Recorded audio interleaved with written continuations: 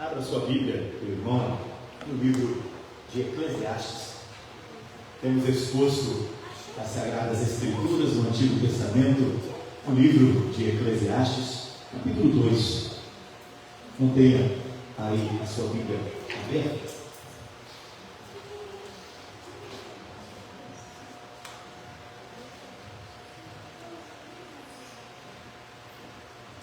Bom, talvez você já tenha ouvido a expressão: a vida foi feita para se viver. Já é muito comum. Carpe diem, aproveite, desfrute, usufrua do dia. Oportunidades não podem passar.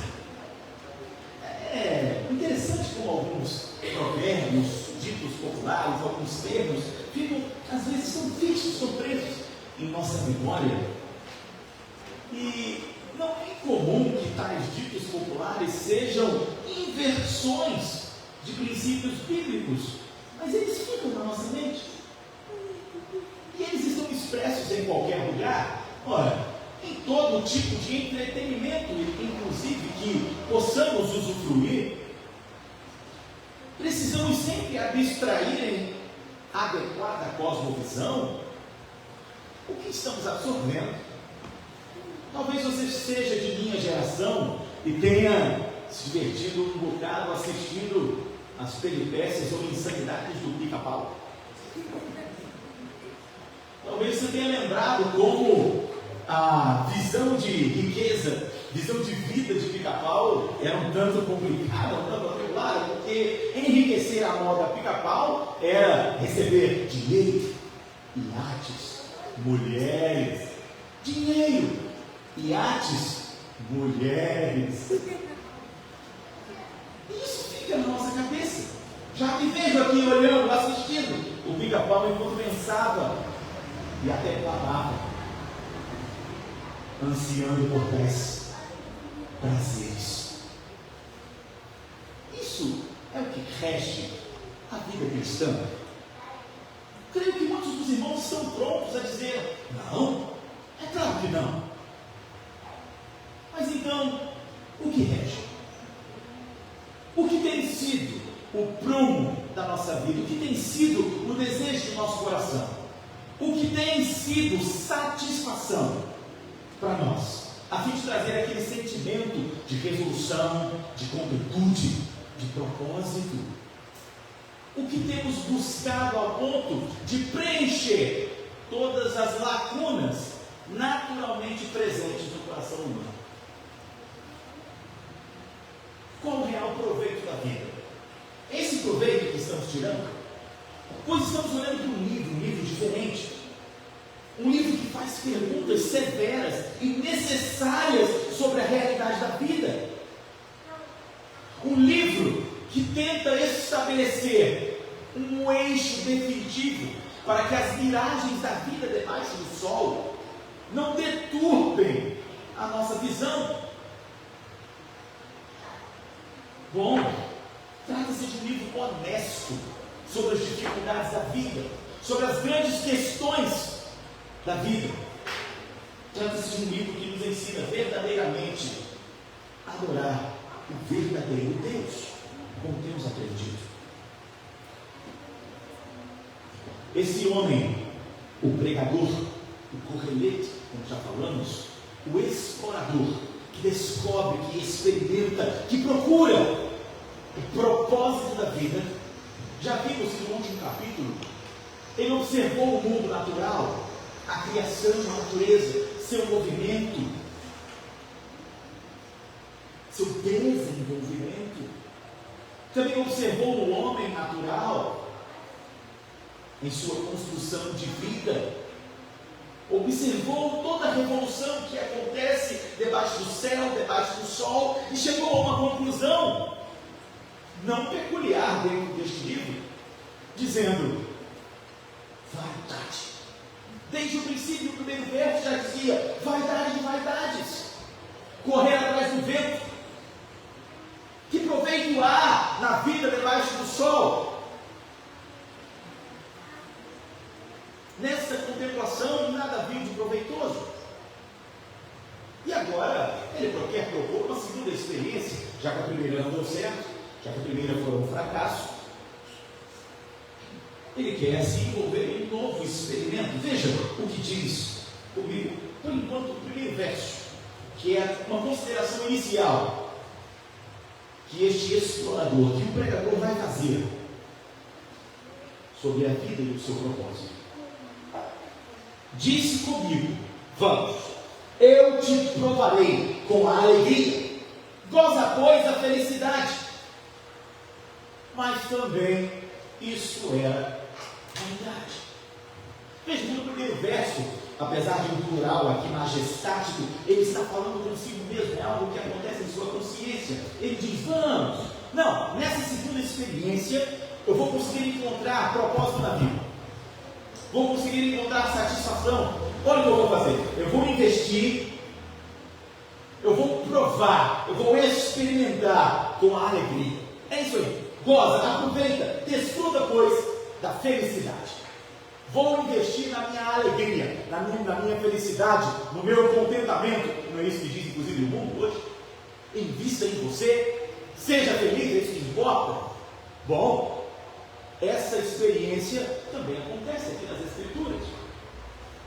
E ele já entrega aqui um spoiler da experiência, né? Ele já entrega aqui, logo na consideração inicial, uma perspectiva. Também isso era vaidade, fumaça, vapor.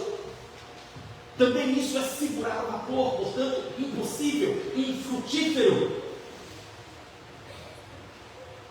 Mas ele vai detalhar essa experiência. Ele vai propor mesmo assim. Há uma premissa central. Nós vamos, que vai aqui até do verso 2 até o verso 10, e uma consideração final, que é o 11º verso, mas vamos ponto a ponto, dentro dessa premissa central, tentando entender o que está propondo Salomão, o explorador. Veja, do riso, verso 2, do riso disse: é loucura, que dá alegria, de que serve?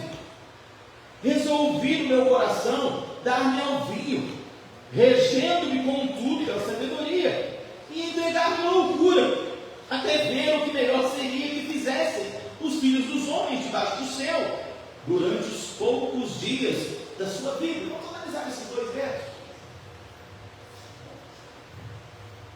Nessa nova exploração do correleto, do mestre, do qual se espera a instrução, não se esqueça, meu irmão, que essa literatura é gênero sabedoria, é um tipo literário do Oriente Antigo que guarda um certo estilo, um propósito natural de seu estilo literário, e Salomão, o autor deste texto, desse estilo comum ao Oriente, acompanha essa levada, até com usos apologéticos, como a gente vai saber. Mas não se esqueça que se trata de um estilo literário comum no mundo antigo, bem representado, e Salomão vai interagir com esse estilo. Bom, ele aqui está querendo pensar sobre o que vale a pena na vida. Por que vale a pena viver? Em resumo, se a vida é para ser vivida, se a vida é para se viver, que tipo de vida devemos ter? Qual o propósito? Qual o sentido? Qual o proveito? Bom, talvez você, a nossa leitura do texto, possa perceber, especialmente olhando para o texto hebraico, todos os versículos têm a palavra eu. Todos. E o intento do autor não é apenas demonstrar que foi ele que experimentou tudo isso, de que não é uma observação de terceiros, como foi, por exemplo, na primeira experiência, ele observou o mundo, observou os homens, os filhos dos homens. Agora ele experimenta, mas essa quantidade de erros presentes no texto não está aqui só para identificar isso, não.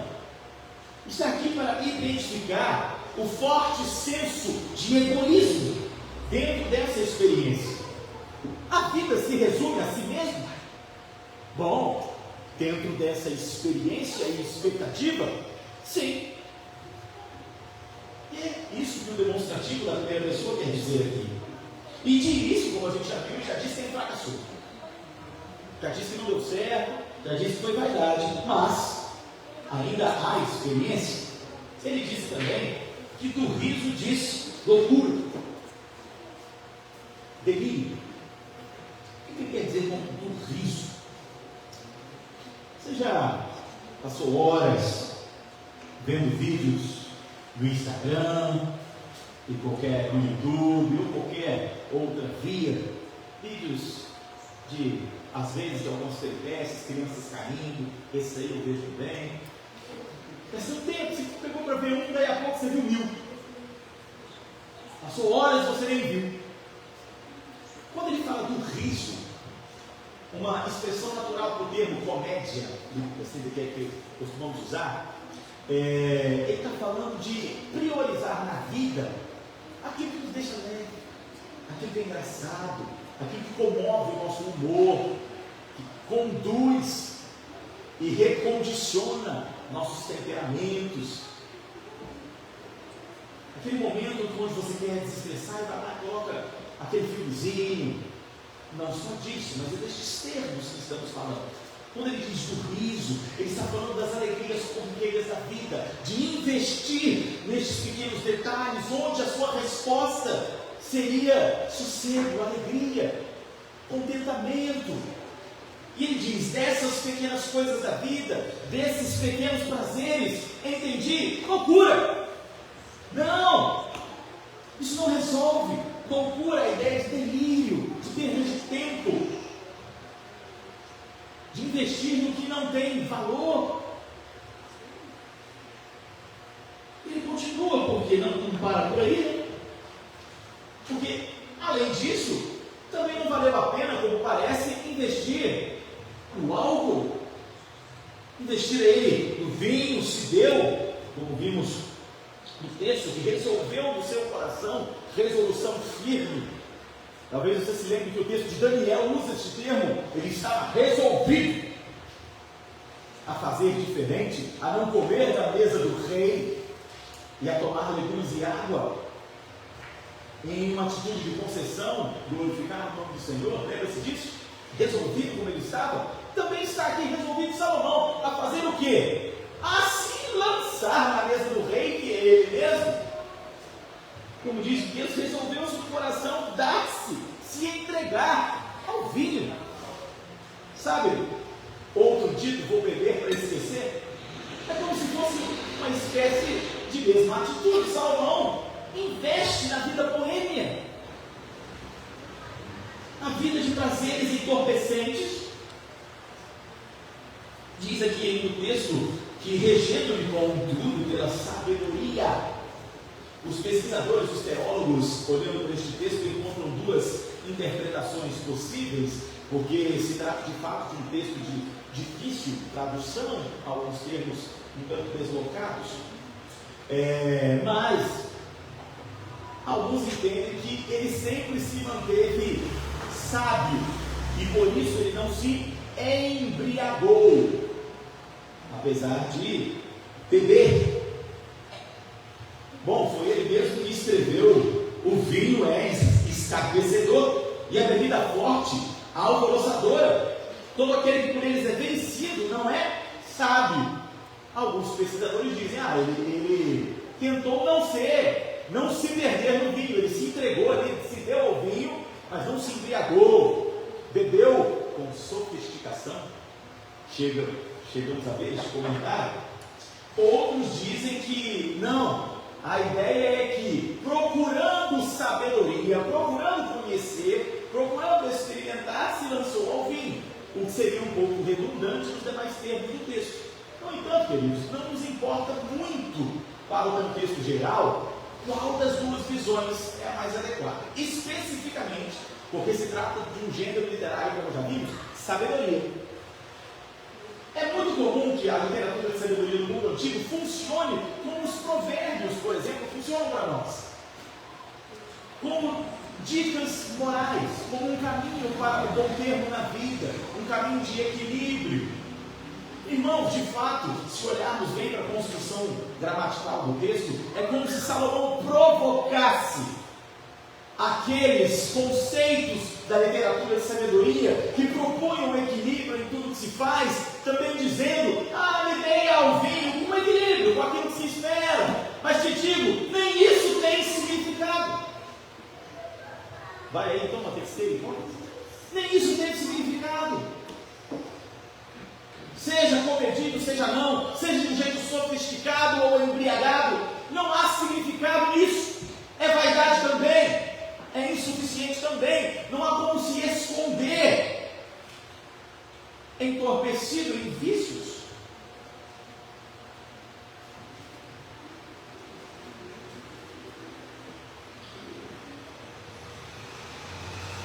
Isso não resolve nada. A brevidade da vida, jargão também presente, a vida é curta, como tantos ouvimos, está presente ao longo de todo o livro de Eclesiastes. É um tema recorrente. A vida é curta, a vida é um sopro, a vida é breve. Portanto, se encarada nessa perspectiva, se há pouco tempo, o que faremos? Como aproveitar, como melhor aproveitar a vida? E vejam como o texto continua. Vamos até o verso 10, a partir agora do verso 4. Empreendi grandes obras, edifiquei para mim casas, plantei para mim vinhas, fiz jardins e pomares para mim, e nestes plantei árvores frutíferas de toda espécie.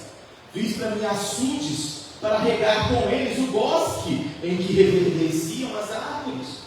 Comprei servos e servas, e tive servos nascidos em casa. Também possuí bois e ovelhas, mais do que possuíram todos os que antes de mim viveram em Jerusalém. Amontoei também para mim prata e ouro e tesouros de reis e de províncias. Provi-me de cantores e cantoras, e das delícias dos filhos dos homens, mulheres e mulheres. Engrandeci-me e sobrepujei a todos os que viveram antes de mim em Jerusalém. Perseverou também comigo a minha sabedoria.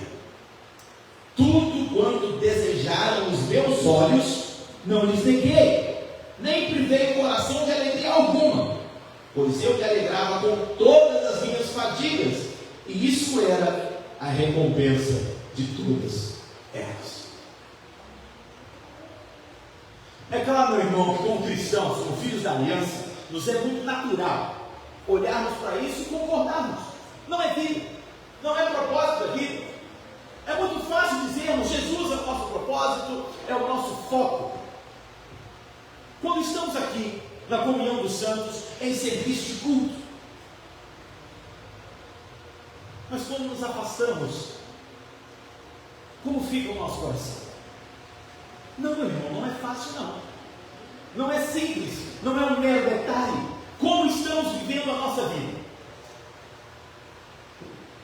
Regalando-nos em prazeres, enganando-nos a nós mesmos em um coração que precisa ter satisfeito seus apetites, ou nunca estamos satisfeitos, sempre frustrados, nunca completos, sempre alquebrados.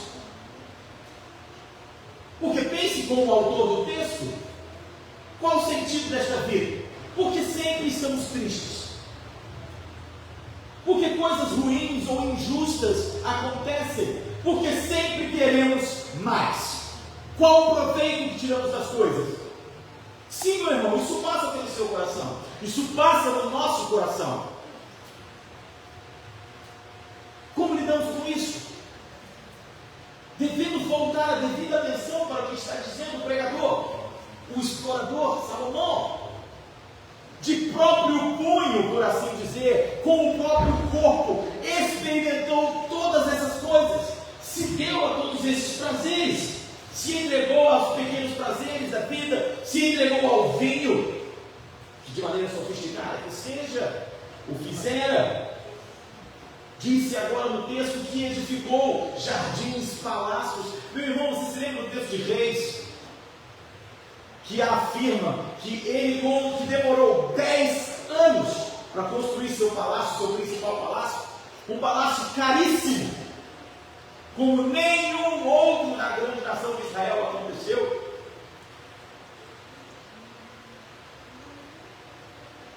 Veja, meu irmão, que todas as palavras estão no plural: açudes, jardins, palácios, tudo. Ele não teve um de cada, ele teve muito de tudo.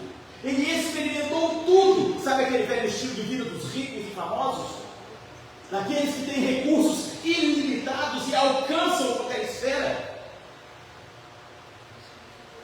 Salomão é um destes homens.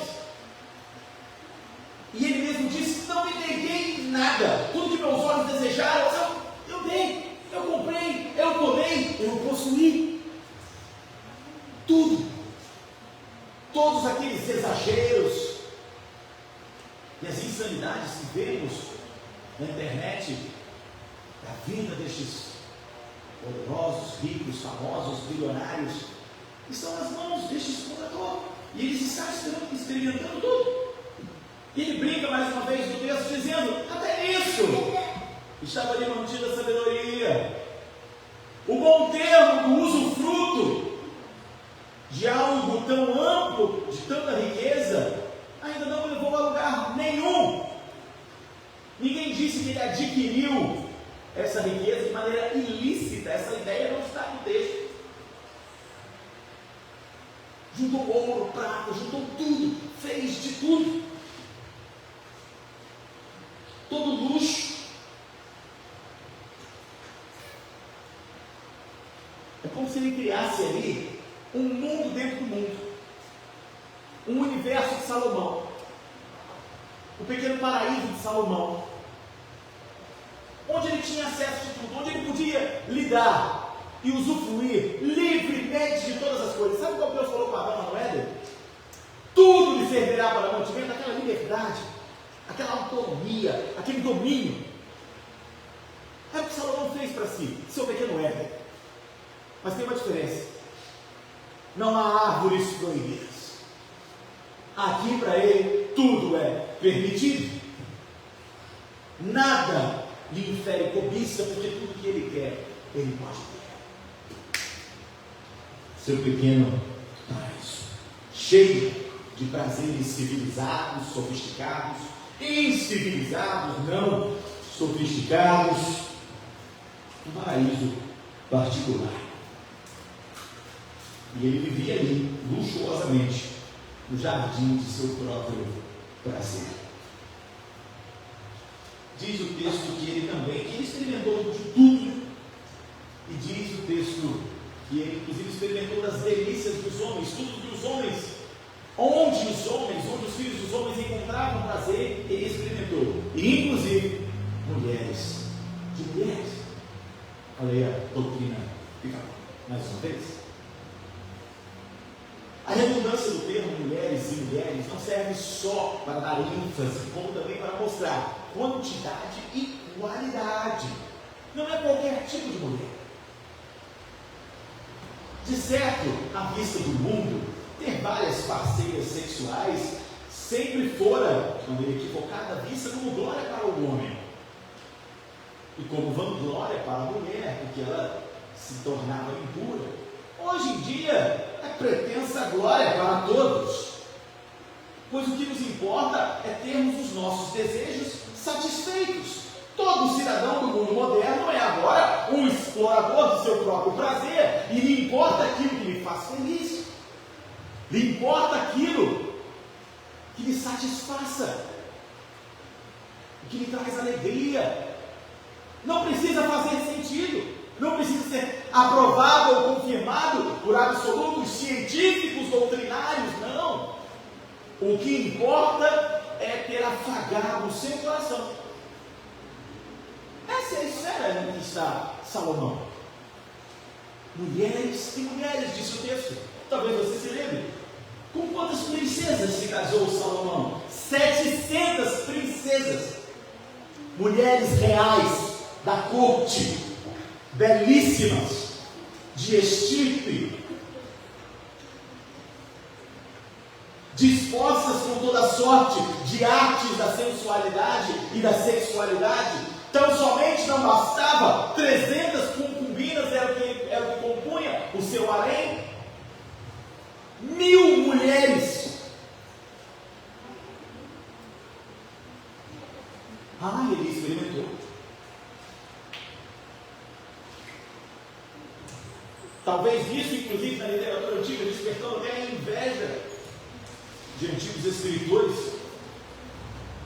Isso acontece, a gente vê o sucesso do mundo, né? Vê o sucesso do pecador. E o inveja. Inveja a sua autonomia, inveja a sua satisfação, inveja a sua consciência, porque ele não precisa ser tratado por nada nem ninguém. Que tipo de vida é esse? Que tipo de proveito é esse?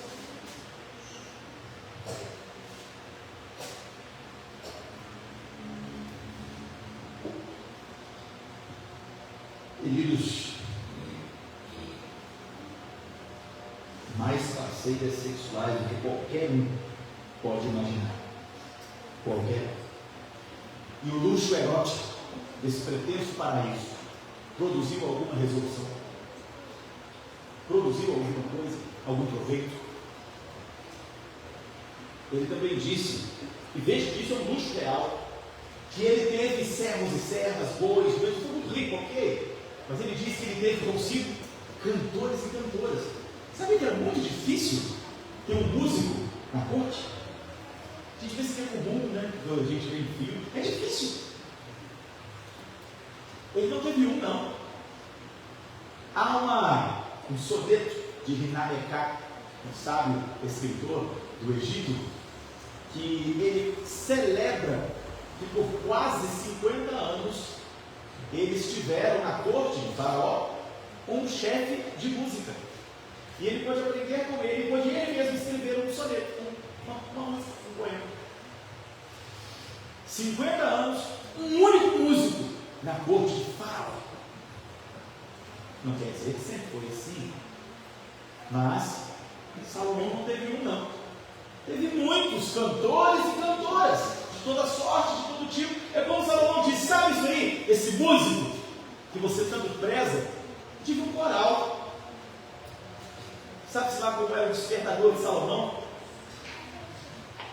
Pensa aquele suave canto lindo, a galera conversando ali, a entonação nas fortes notas guturais dos idiomas do Oriente Antigo, um grave chegando e ele se despertando levemente, enquanto as cortinas se abriam para que o sol adentrasse e suas princesas vinham. Vou nem continuar. O que é isso? Ele olha para isso e fala, não tem valor. Isso que você persegue, isso que você contingentemente procura, não vai dar sentido nenhum. Vou pegar essa ideia aqui, meu irmão. Pensa nessa vida de Salomão. Pensa você no seu último período de férias. Para mim é fácil, foi mês passado.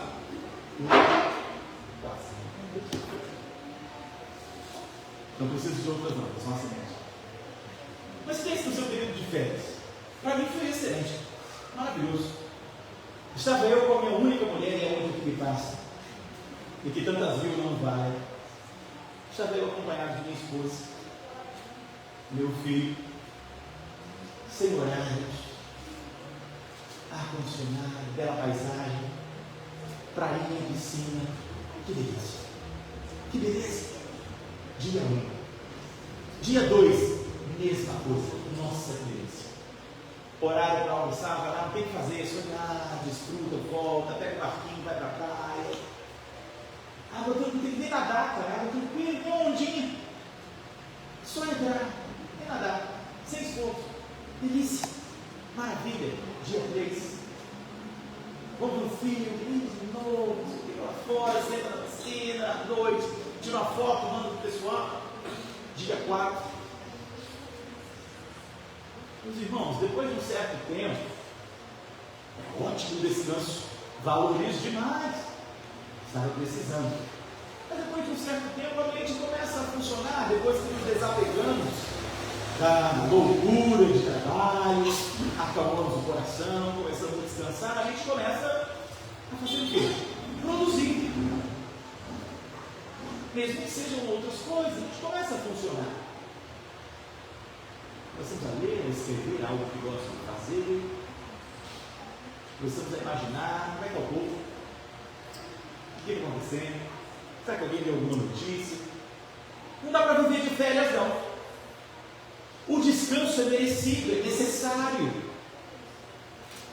Mas não há propósito no descanso. Ele é resultante, ele é consequência de trabalho. Não há propósito simplesmente do bem viver. É disso que está falando Salomão. Não tem férias eternas. Isso não faz sentido. Isso não leva a lugar nenhum. Você não sente nenhum propósito e completude porque passou um ano de férias. Você pode ficar muito bem descansado. Mas como isso significa a sua vida? Como isso estrutura ou reestrutura o seu sentido da vida? Não dá. Não faz. É isso que ele está falando. Esse engano que nós temos, e essa manhã também falamos, de poder trabalhar, para quê? Para depois só descansar, viajar. Não redunda em nada, disso que eu estou falando. Trocar teu contra-cheque, teu trabalho como contra-cheque no fim do mês, não resolve o teu problema na vida, não. Te dá dinheiro, recurso que você precisa para viver, é verdade. Mas não lhe dá sentido. Sem sentido, você não tem motivo para viver. Sem o devido absoluto, Salomão está certo. É bom, é vaidade, serve para nada. É por isso que Nietzsche olha para a realidade e fala: ei, serve nada. Corretíssimo. O niilismo está aí e deve ser ecoado se você não tem um eixo diferente. Se o seu estilo de vida, se o sentido da sua vida está ligado aos prazeres dessa vida, você não tem vida. Essa vida não foi feita para se viver. Você pode se alegrar com as pequenas coisas. Você pode ser próspero e usufruir de bons recursos. Você pode desejar as tão mencionadas férias. Mas esse é o fôlego que você vai tomar, essa é a recompensa do esforço, e nenhum destes o que define o caráter, o sentido da vida em si.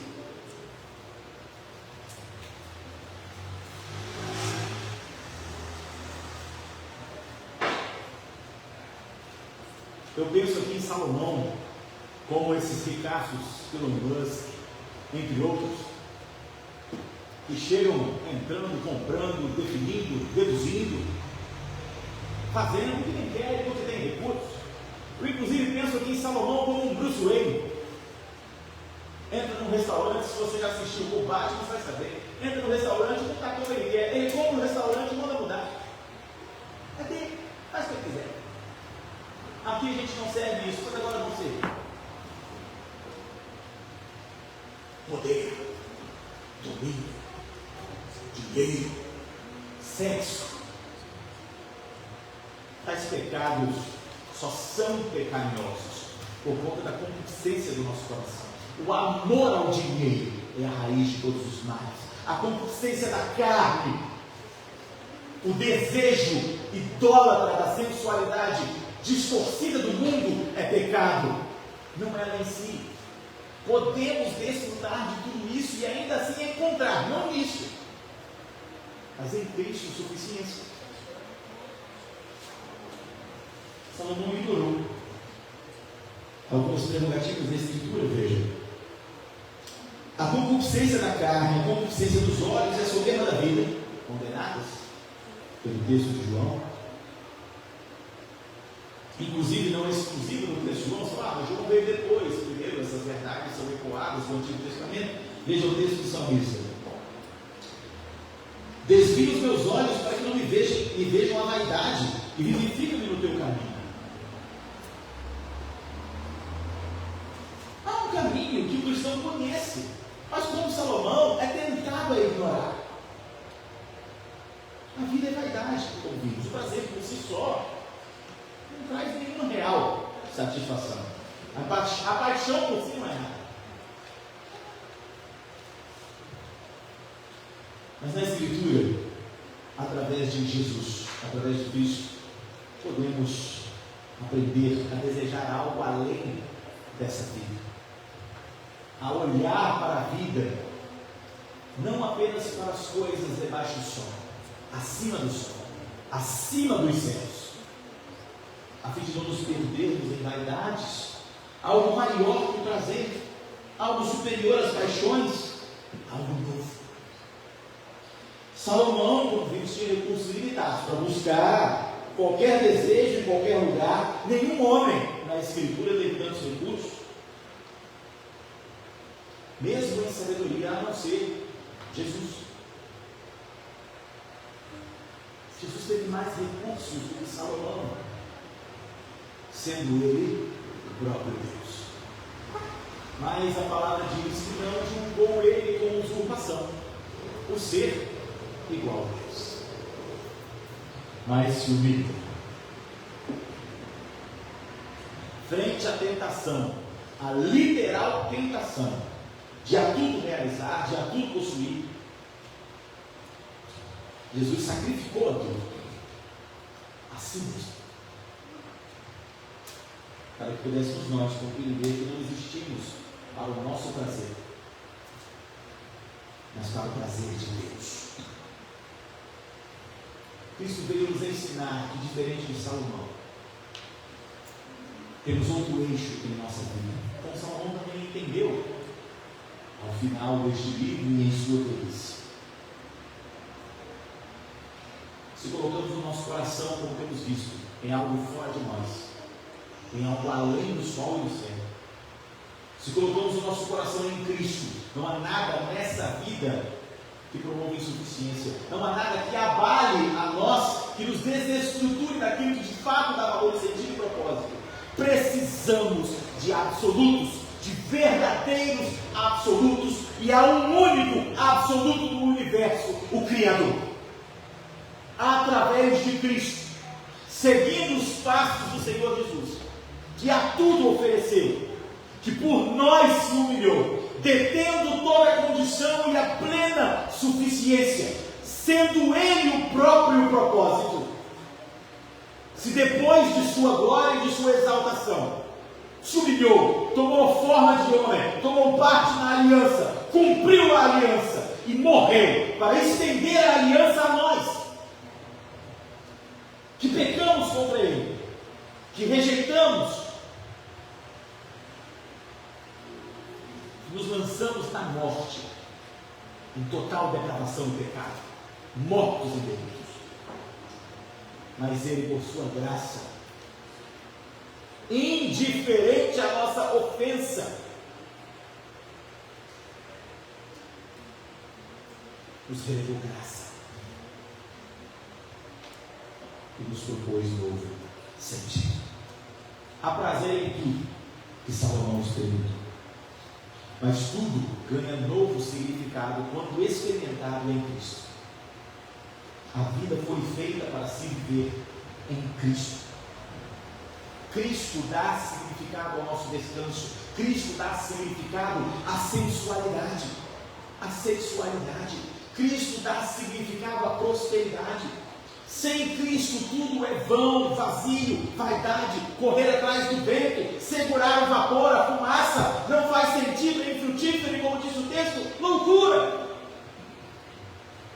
Salomão termina em último verso dizendo: considerei todas as obras que fizeram as minhas mãos, como também o trabalho que eu com fadigas havia feito, e eis que tudo era vaidade e correr atrás do vento, e nenhum proveito havia debaixo do sol.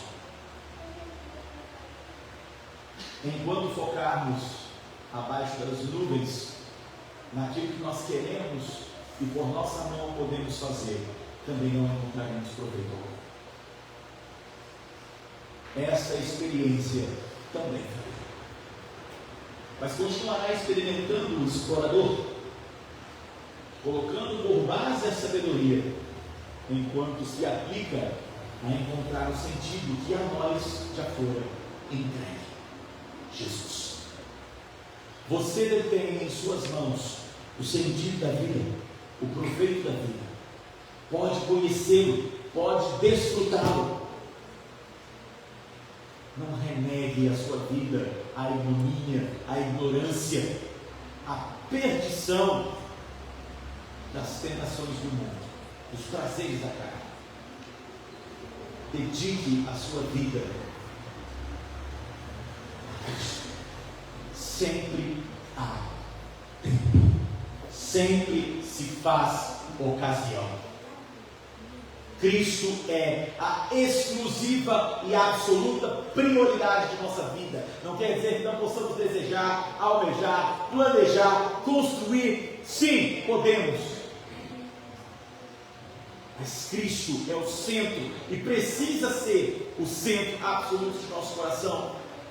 Porque ou Ele está sobre qualquer coisa, ou Ele não está sobre coisa alguma. Não há como dividir, não há como servir a dois senhores. Ou servirá a Deus, ou servirá a si mesmo. Ou a vida terá verdadeiro sentido, ou não terá sentido algum. Não se engane. Não há meio caminho. O dia é hoje.